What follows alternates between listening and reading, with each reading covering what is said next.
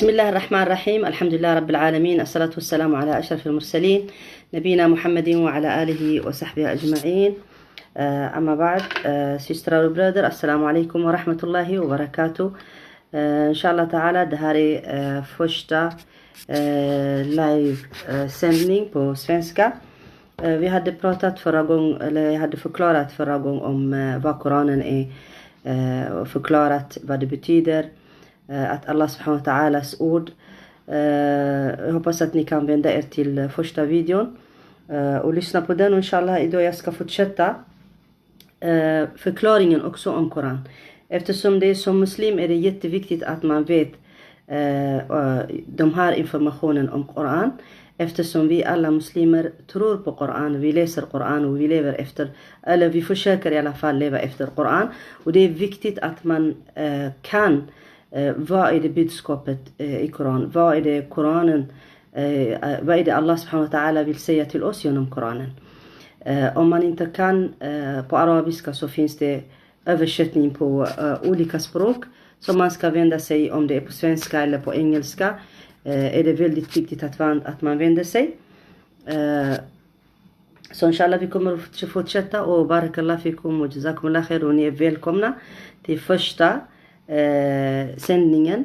Och jag vill att ni ska sprida det, och jag vill att ni ska följa mig genom YouTube också, där det är stor Ustaza Suad Abdul Muhammad. Det finns på olika språk. Det finns på svenska och på tigrinja och på amarinja än så länge. Arabiska har jag inte helt på arabiska, men det kommer att kunna finnas också lite framåt.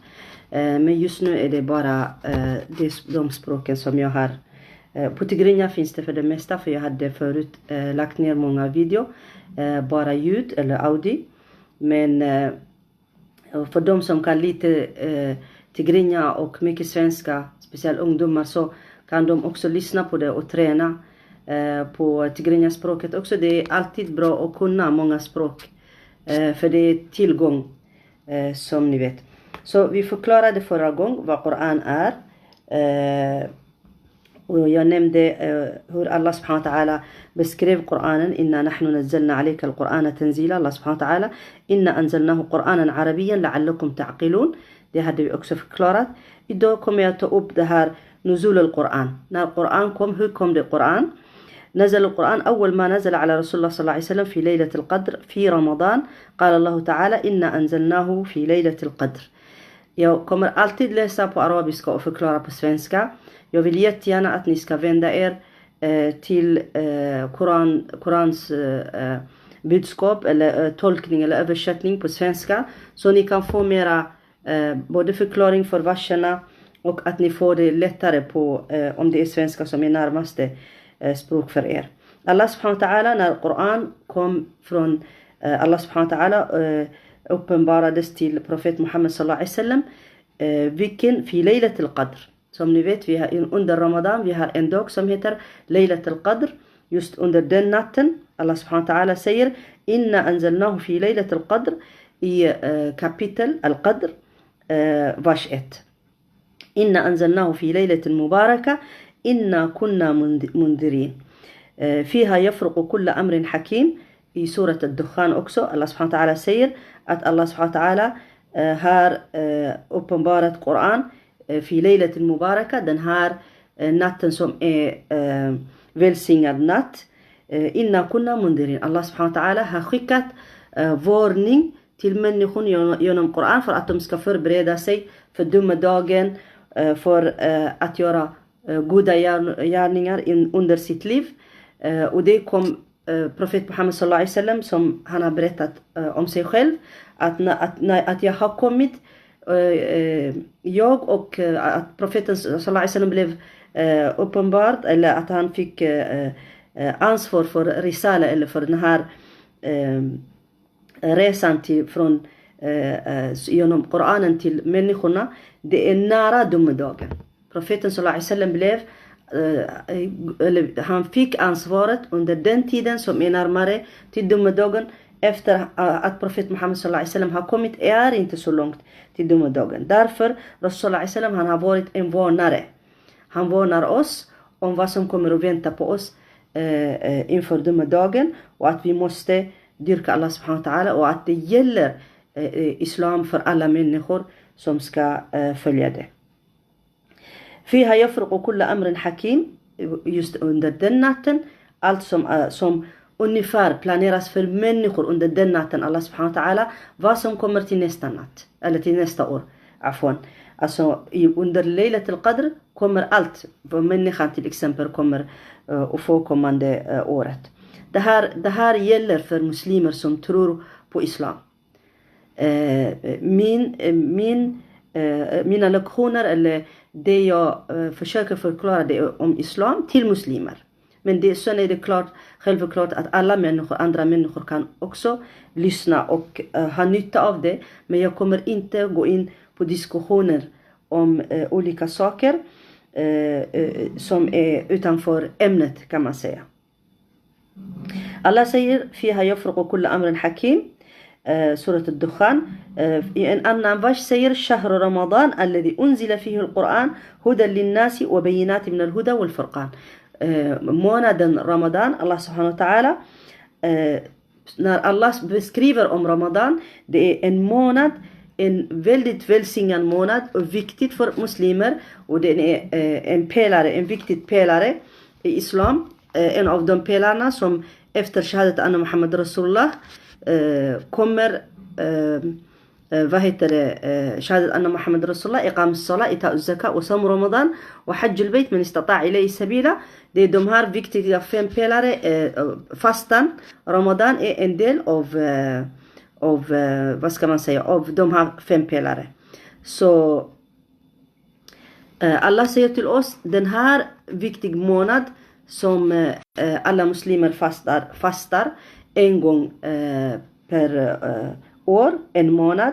Just den månaden som är viktig månad, Allah subhanahu wa ta'ala har uppenbarat Koran till Rasul sallallahu alaihi wasallam just i den månaden. Så Ramadan är viktigt i sig, för att den är en av de pelarna. Och sen plus att Koran har kommit under månaden Ramadan. Och sen plus vi har en natt som heter Laylatul Qadr khayrun min alf shahr. Den här natten som heter Laylatul Qadr, den är alltså bättre än 1000 månaderna. Khayrun min alf shahr. Alf shahr, det är 1000 månaderna. Den här natten, om man gör den på bästa sättet, så mashallah, man får mycket belöning. Och just Ramadan månaden innehåller ganska många utmaningar, många i Koran. Vad är det Koranen? Ganska många så jag kan se era kommentarer om ni är inne och skriver någonting. Att den här månaden är viktigt i sig, och att den är 4:e pelare som vi alla muslimer gör. Vi har ingen ursäkt att man inte fastar, men det finns förklaring inshallah till det också när vi kommer förklara om Ramadan i lite när vi ska förklara de här pelarna inshallah ta'ala. Men att det är obligatoriskt för alla vuxna muslimer. Så vi måste förstå att allt som är wajib, som är ett måste, är för vuxna människor som är myndiga, som förstår, som kan välja att de vill leva enligt islam. Allt som har med islams pelare, med att bara slöja, att göra allt som islam säger, det är viktigt att man själv väljer den. För Allah vill att man ska göra det med sin egen vilja. Det är inte meningen att man ska tvinga någon. För att om Allah subhanahu wa ta'ala en människa dyrkar utan sin vilja, så det blir inte samma sak när man väljer själv och tror på den här religionen, tror på Allah subhanahu wa ta'ala. Det är inte samma belöning heller. Så det är väldigt viktigt att vi själva förstår vad är det vi väljer. Det är klart att vi kommer från muslimska familjer, men det betyder inte bara för att man är kommer från en muslimsk familj att man ska inte göra sitt val själv. För mig är det viktigt att välja att den här religionen passar mig, att den här religionen vill jag leva med, att den här religionen vill jag dö efter och träffa Allah subhanahu wa ta'ala också som muslim. Många kan få missuppfattning om islam. Det är ganska mycket missuppfattning om islam. I allt tack vare media och andra människor som hela tiden svartmålar islam och muslimer. Men oavsett vad andra människor kan säga, så är det viktigt att vi vänder oss till Allahs ord. Allah subhanahu wa ta'alas ord, vad Allah säger i Koran, är det viktigt för oss att vi förstår innehållet, förstår budskapet, förstår vad är det som krävs om mig som muslim för att kunna göra det i praktiken eller leva utifrån det.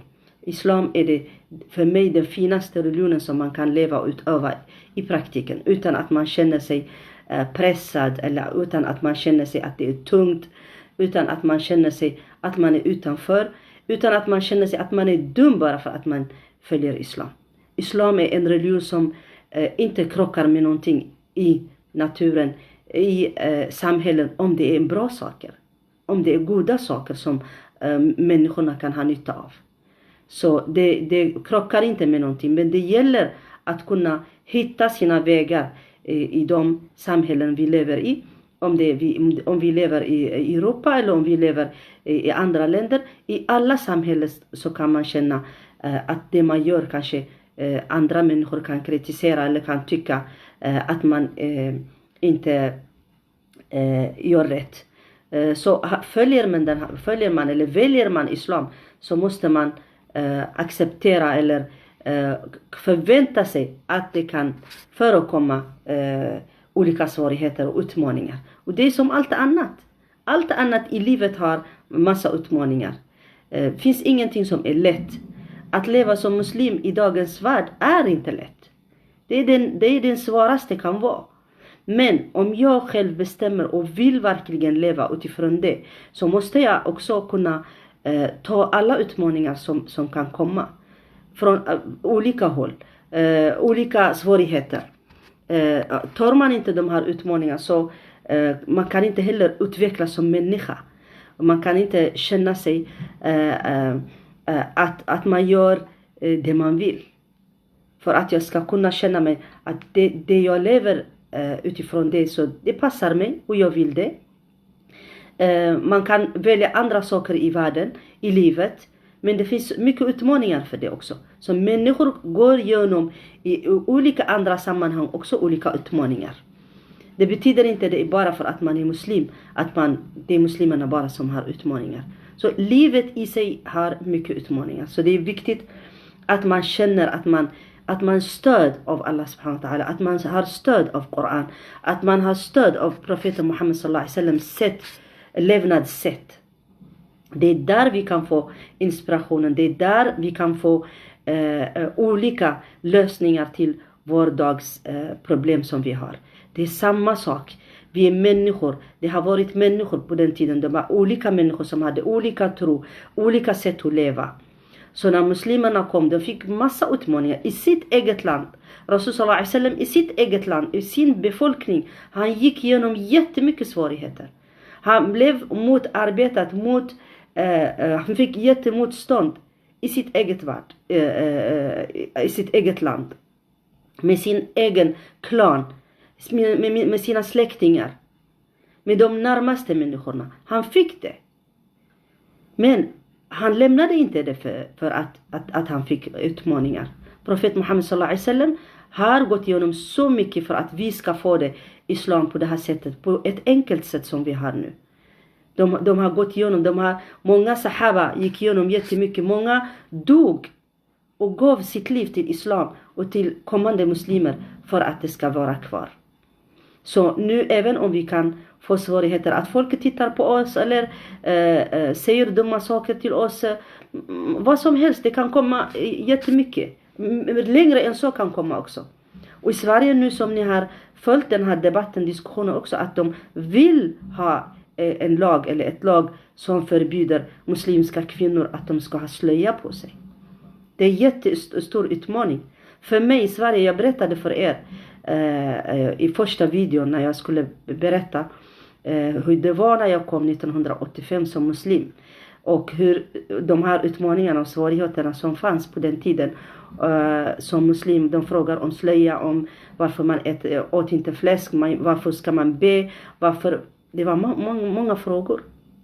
Men dagens Sverige är inte bara etniska svenskar som är emot muslimer. Det finns andra också.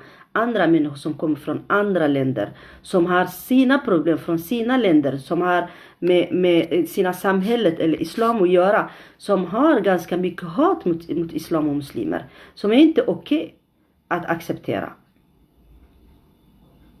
Och i Sverige har vi en religionsfrihetslag som skyddar oss än så länge.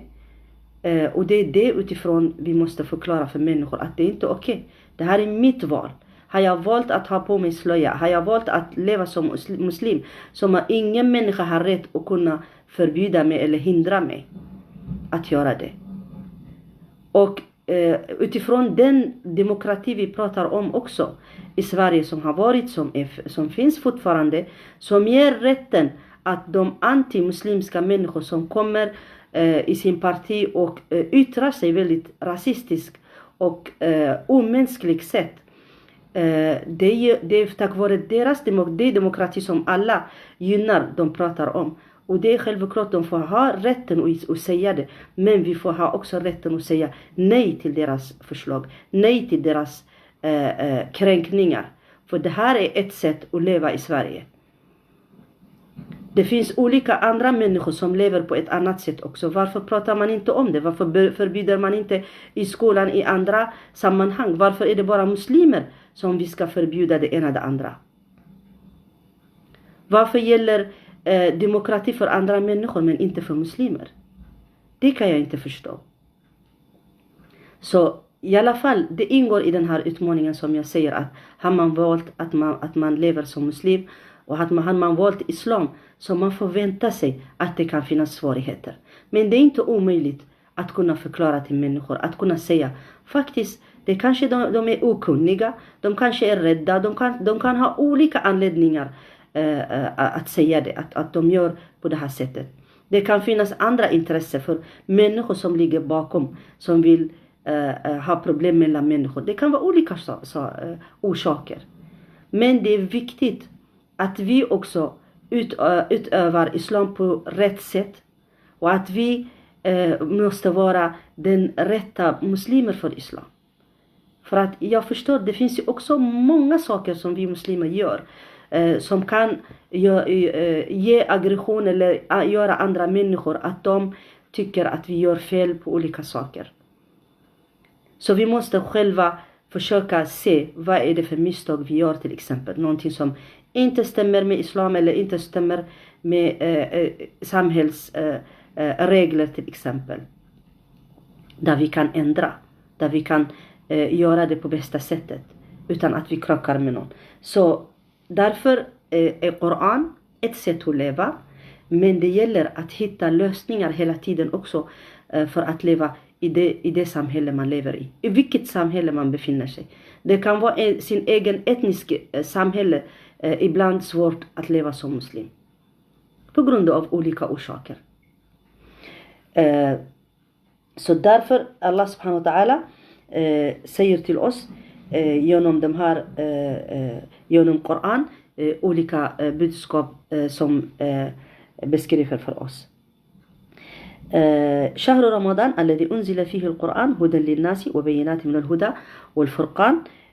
Det har jag förklarat att Koran kom under Ramadan-tiden. Och Ramadan har den vikten av själva i sig som Ramadan. Och sen att den är Shahr al-Quran. Det är Koranens månad. Där vi brukar läsa jättemycket under Ramadan. Där vi brukar lära oss om förklaringen om Koran. Vad är det som innehåller.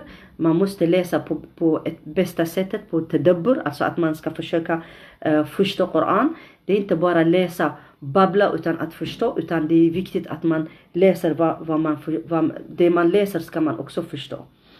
Och det finns ingen anledning att säga att jag inte kan på arabiska. För det finns nu förklaring på alla språk. Men som muslim ska man också engagera sig och försöka lära sig arabiska. För det är den bästa om man kan det. وكان عمر النبي صلى الله عليه وسلم أول ما نزل عليه 40 سنة على المشهور عند أهل العلم. وقد روي عن ابن عباس رضي الله عنهما وعطاء وسعيد بن المسيب وغيرهم. وهذه السن هي التي يكون بها بلوغ الرشد وكمال العقل وتمام الإدراك. Profeten Muhammed sallallahu alaihi wasallam, han var 40 år när han fick Koran. Och det är den bästa ålder som man som människa kan bli modig, mogen kan man säga, fullkomligt, alltså som människa, att man har passerat de här ålderna, barndomen, ungdomstiden, mellan ålder, då är man mera mognare i sitt sätt att tänka. Man är inte fullkomligt som människa, men profet Muhammed sallallahu alaihi wasallam är en fullkomlig människa, eftersom Allah subhanahu wa ta'ala har sagt till oss om honom. Så det är inte han är människa, men han är också profet, sista profet, som Allah subhanahu wa ta'ala har sagt om honom att han var en av de bästa människorna på jorden. Han var 40 år. والذي نزل بالقرآن من عند الله تعالى إلى النبي صلى الله عليه وسلم. Koran uppenbarades från Allah subhanahu wa ta'ala till profet Muhammed sallallahu alaihi wasallam. Koran, allt som står i Koran, i mushaf, som vi brukar, finns olika sorts mushaf. Allt som står på Koran, på arabiska språket, allt är Allah subhanahu wa ta'alas ord. Och det finns alltid förklaring, tafsir, som vi brukar säga om det också. Och det är Allahs ord som kom till profet Muhammed sallallahu alaihi wasallam genom Jibril alaihi salam. Jibril alaihi salam, Gabriel brukar man säga. Jibril alaihi salam, أحد الملائكة المقربين الكرام. قال الله تعالى عن القرآن، الله سبحانه وتعالى سير أم قرآنا: وإنه لتنزيل رب العالمين نزل به الروح الأمين على قلبك لتكون من المنذرين بلسان عربي مبين. الله سبحانه وتعالى سير i surat Ash-Shu'ara, alltså kapitel Ash-Shu'ara, vers 192 till 195. Ni kan vända er till det. Allah säger subhanahu wa ta'ala om Koranen: wa innahu latanzilu rabbil alamin. Den här Koranen har kommit från Allah subhanahu wa ta'ala. Nazzalahu bihi, Koranen kom bihi ar-ruh al-amin. Vem är det? Jibril alaihi salam. Ala qalbika, till profet Muhammed sallallahu alaihi wasallam. Ala qalbika, Allah subhanahu wa ta'ala har uppenbarat Koranen till profet Muhammed sallallahu alaihi wasallam. Ala qalbika. Jag ska bara vinka tillbaka. Vi alla välkomna, ni som har varit här förut och inte. Välkomna allihopa. وإنه لتنزيل رب العالمين نزله به الروح الأمين. نزل به الروح الأمين. الروح الأمين جبريل عليه السلام. Han har uppenbarades Koran till profet Muhammed sallallahu alaihi wasallam. Allah säger ala qalbika till profet Muhammed sallallahu alaihi wasallam.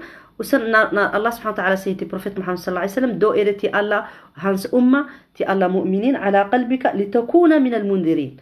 Profet Muhammed sallallahu alaihi wasallam, du är en varnare till människor. Du ska berätta till människorna om Allah subhanahu wa ta'ala. Du ska berätta till dem om domedagen. Du ska berätta för dem vad som väntar på dem på domedagen. Vad är det som kommer att hända på domedagen? Du är en varnare som berättar också vad som har varit innan.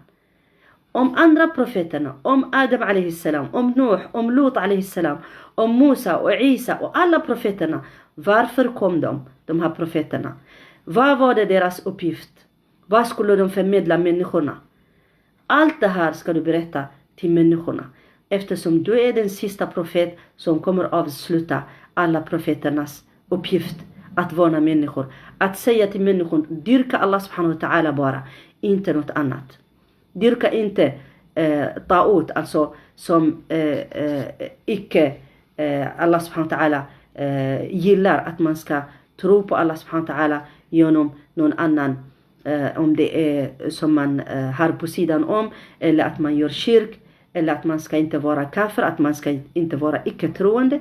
Och det här varningen är till alla människor, inte bara till muslimer. Det är till hela mänskligheten. Sen är det upp till var och en om man vill tro på det eller om man inte vill tro. Så det finns val. Men Allah subhanahu wa ta'ala säger, fortsätter, hur den här Koran kommit. Den här Koran är bilisanin arabiyyin mubin. det är på arabiska språket som är klart och tydligt och mobil som alla människor kan förstå. Alltså själva arabiska språket är en klar och tydlig språk som man kan vända sig och lära sig och även få förklaring. För att på den tiden när Koran kom, det var på arabiska. Varför? För att arabiska språket, det var den viktigaste utveckling eller utmaning som var på för människorna i Quraysh-befolkningen. Det var arabiska språket. Och Allah subhanahu wa ta'ala har gjort på arabiska för att den har i'jaz. I'jaz, den är i sig, subhanallah, Allah subhanahu wa ta'ala ger utmaningar till de här människorna som kunde språket, Korans språk, som kunde det, men de kunde inte komma på någonting som heter som liknande som Koran. De kunde säga massa dikter, mycket bra dikter som är under Quraysh tid, om det är någon i deras klan kunnig som kommer som poet, då var det en stor grej för dem. Men ändå, de har fått Koran på deras språk som de förstår, men de kunde inte hitta något liknande. För att det var Allah subhanahu wa ta'alas ord. Det är en mirakel, det är mu'jiza, mirakel. Okej? Ibland vissa orden försvinner, men det kommer. بلسان عربي مبين. سورة الشعراء. وقد كان لجبريل عليه السلام من الصفات الحميدة العظيمة من الكرم والقوة والقرب من الله تعالى والمكانة والاحترام بين الملائكة والأمانة والحسن والطهارة ما جعله أهلا ليكون رسول الله تعالى بوحيه إلى رسوله. قال تعالى إنه لقول رسول كريم ذي قوة عند ذي العرش مكين مطاع ثم أمين. سورة التكوير. وقال أيضا علمه شديد القوى ذو مرة فاستوى وهو بالأفق الأعلى. سورة النجم. وقال تعالى أيضا قل نزله روح القدس من ربك بالحق ليثبت الذين آمنوا وهدى وبشرى للمسلمين. وقد بين الله تعالى لنا أوصاف جبريل الذي نزل به القرآن من عنده وتدل على عظم القرآن وعنايته تعالى به فإنه لا يرسل من كان عظيما إلا بالأمور العظيمة. يعني سبحانه وتعالى nu i de här verserna som jag läste och jag kommer avsluta med det. Det var genom Jibril, och Jibril, Allah subhanahu wa ta'ala valde honom för att Allah subhanahu wa ta'ala väljer människor, väljer änglar, väljer platser som han subhanahu wa ta'ala vill, för att Allah ser att det är vikt av den platsen, av den människa eller av den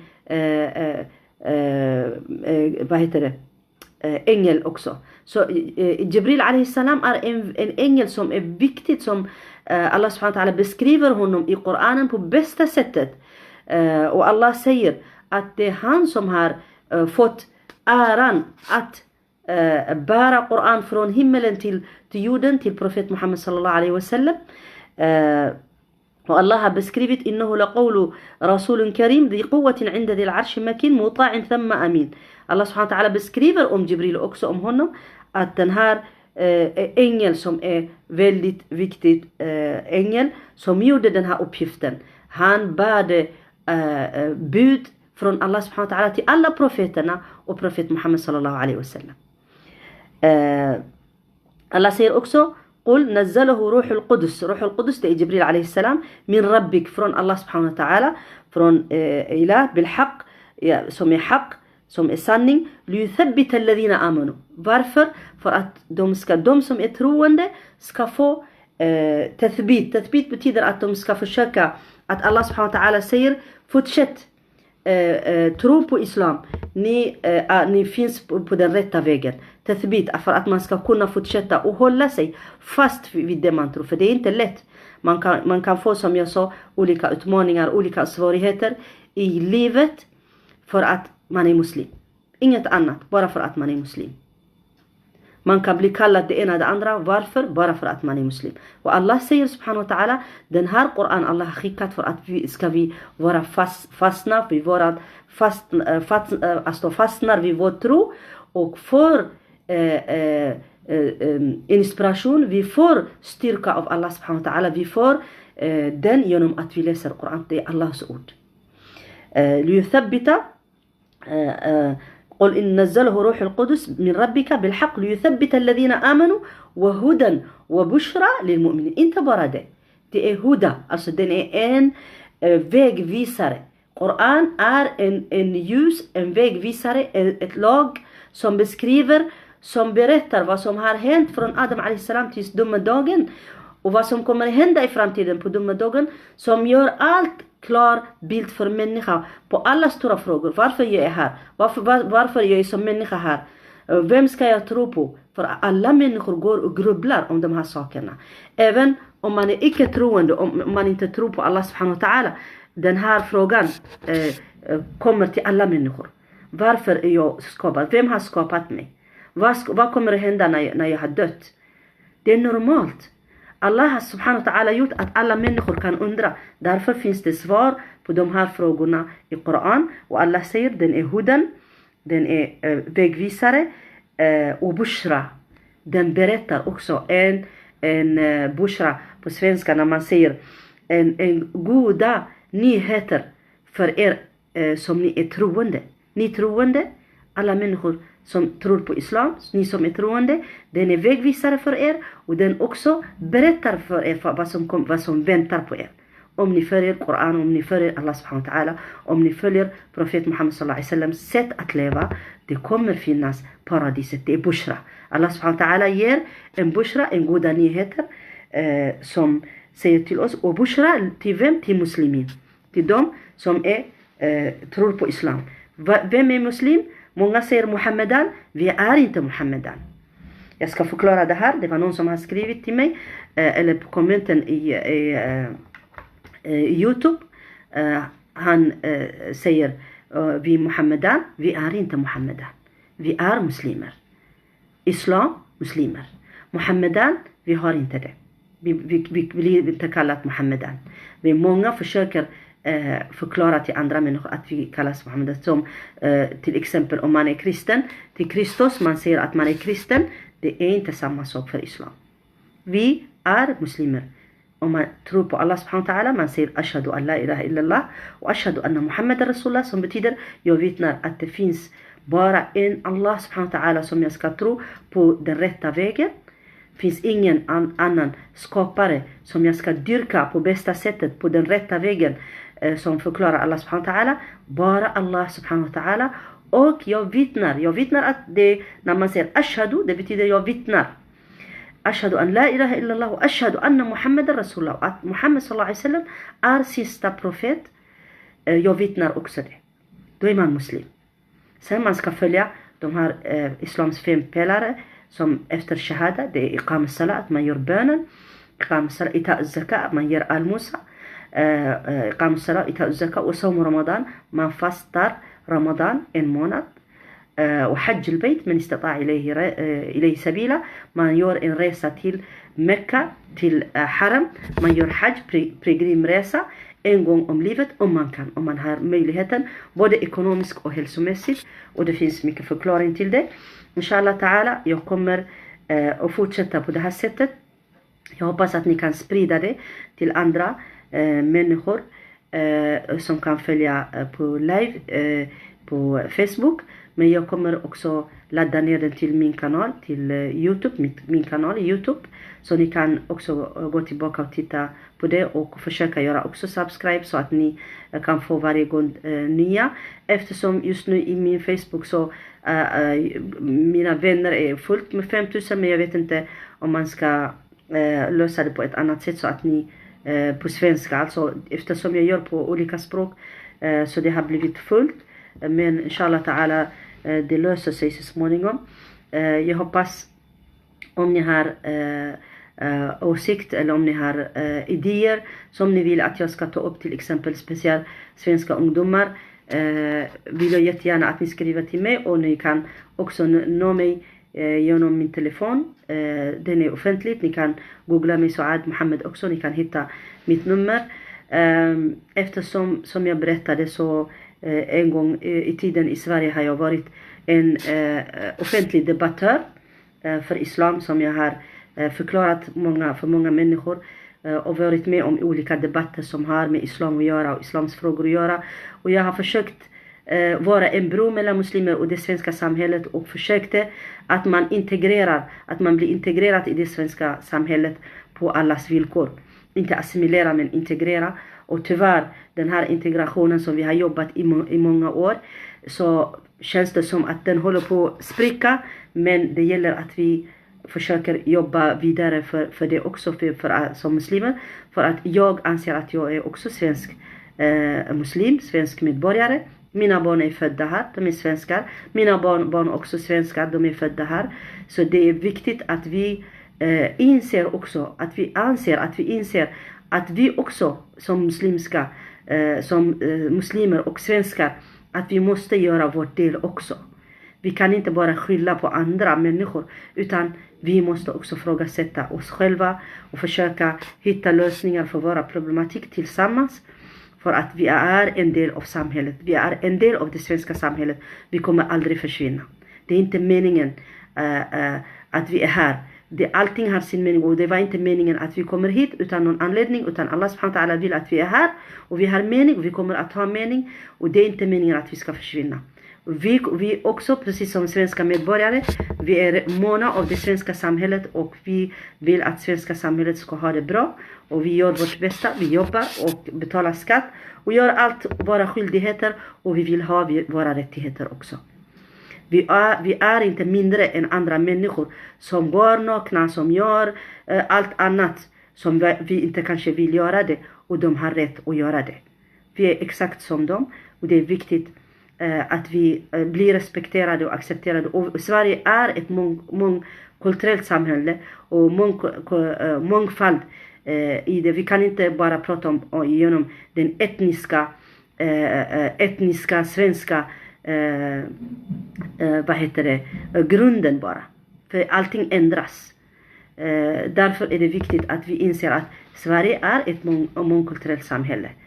Om vi vill att vi ska leva det i lugn och ro som vi har nu, och vi hoppas att det är det, eftersom vi hoppas att vi inte behöver ha oro och problematik som det finns i andra samhällen, för att på grund av att man inte lyssnar på varandra och inte accepterar varandra många gånger.